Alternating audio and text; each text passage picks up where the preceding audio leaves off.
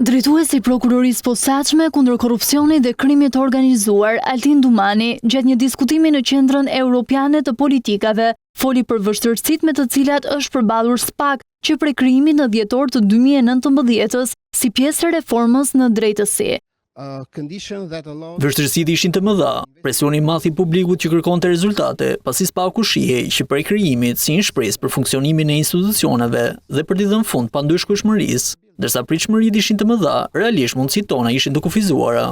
Dumani shtoi se sfidë ishte edhe krijimi i besimit tek partnerët ndërkombëtar, pasi institucionet shqiptare fillimisht shiheshin me skepticizëm, ndërsa rendit edhe presionet nga politika, media dhe krimi i organizuar. Megjithatë, prokurorët e SPAK-ut kanë përvojë dhe janë të përgatitur t'i përballojnë këto presione, pavarësisht nga vijnë ato. Secili ka një përvojë të admirueshme, janë profesionistë të maturuar dhe i përballojnë këto sfida.